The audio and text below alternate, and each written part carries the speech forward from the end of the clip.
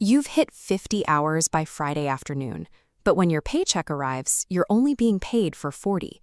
That missing 10 hours represents a massive transfer of value from worker to employer, a routine discrepancy that happens so often it's frequently mistaken for a standard professional expectation. The actual baseline under the Fair Labor Standards Act is quite different. If you work more than 40 hours in a single week, your employer is legally required to pay you time and a half for every hour over that limit. The law divides the workforce into two separate paths. Non-exempt employees are eligible for overtime, while exempt employees are not. Many workers believe a flat salary or professional title automatically puts them on the exempt path, but the law doesn't care about the prestige of your title, and assuming it does allows companies to bypass paying for your extra labor. Your employer cannot simply decide that you are exempt. The legal burden is entirely on the company to prove that your role meets a specific set of federal standards. To avoid paying overtime, a position must satisfy a three-part test dictated by the Department of Labor. The first requirement is the salary basis test. Your employer must pay you a predetermined, guaranteed amount every pay period that doesn't fluctuate based on how much work you actually finished. The second requirement is the salary threshold test, a strict federal income floor. You must earn a minimum of $684 weekly, totaling $35,568 annually. If you earn even $1 less, your employer must pay overtime.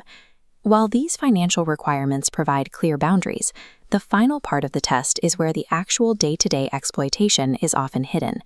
This is the duties test. Meeting the financial requirements is irrelevant if your actual work doesn't qualify for an exemption under the law. The law recognizes exemptions for specific types of roles: executive, administrative, and professional.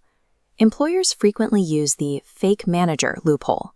They grant titles like assistant manager to avoid paying overtime, even when the job is mostly manual labor. The Department of Labor looks at what you actually do during your shift. The title on your business card or in your contract has no legal standing if it doesn't match your daily routine. If a manager spends 90% of their time unloading trucks or operating a register alongside hourly staff, they do not meet the legal criteria for an executive exemption.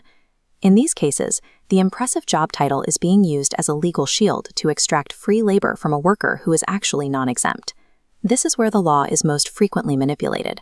By keeping workers in the dark about how their duties are legally defined, companies can systematically underpay for hundreds of hours of work.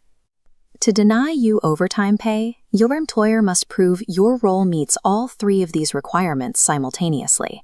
If a role fails even one part of this test, the exemption is void. The employer is immediately liable for every hour of overtime you've worked. When companies misclassify employees this way, it results in the most common and invisible form of wage theft in the country, stripping thousands of dollars in earned value from your paycheck every year. Understanding these rules is the only way to audit your own pay. It allows you to see past the salary and look at the legality of your compensation.